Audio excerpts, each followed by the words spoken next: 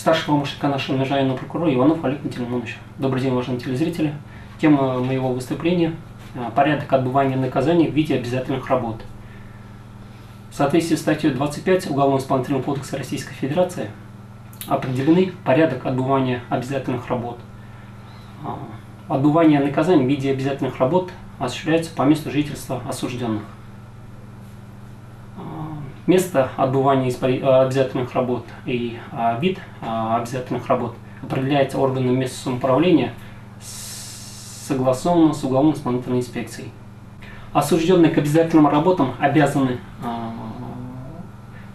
отработать все те часы, которые определены судом в приговоре, не нарушать трудовую дисциплину, работать на тех объектах, которые не направлены для прохождения обязательных работ. Уголовно-исполнительным кодексом также определены меры воздействия на нарушителя в случае злостного уклонения от отбывания обязательных работ.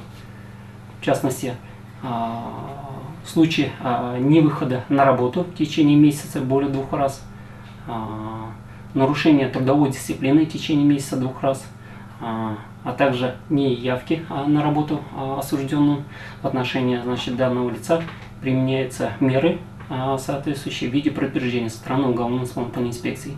Кроме этого, в случае злостного уклонения от отбывания наказания, обязательной работы по представлению уголовно-исполнительной инспекции судом может быть заменена на другой вид наказания, в частности на лишение свободы или на исправительные работы. Канашским районным судом рассмотрено уголовное дело по обвинению одного из жителей Канашского района, деревни Чайгаси, в совершении преступлений, предусмотренных статьями 166, часть 2, угон транспортного средства, группы лиц по предварительному сговору, а также хищение чужого имущества по предварительному сговору с причинением значительного ущерба гражданину. Как было установлено в ходе проведенного судебного следствия, подсудимый в один из дней октября месяца 2016 года на территории Канашского района совместно со своим знакомым незаконно завладели в целях угона транспортным средством, принадлежащее лицам цыганской национальности. И после завладения транспортным средством скрылись с места совершения преступления. В последующем с целью хищения предметов, имеющихся в транспортном средстве, завладели предметами одежды, причинив тем самым потерпевшим общий ущерб на общую сумму 11 тысяч рублей. Кроме этого, они также незаконно похитили автомагнитолу Hyundai, которая находилась в транспортном средстве. По результатам проведенного судебного следствия была установлена причастность к совершению вышеуказанного преступления указанным лицом.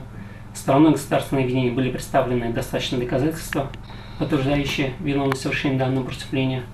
И, соответственно, по результатам изучения доказательств стороны обвинения и стороны защиты, подсудимому с учетом его личности, характеризующих данных, а также степени общественной опасности совершенного преступления, наличие смягчающих и отягчающих наказаний обстоятельств, назначено наказание по совокупности преступлений за совершенные деяния в виде лишения свободы со сроком 2 года 2 месяца.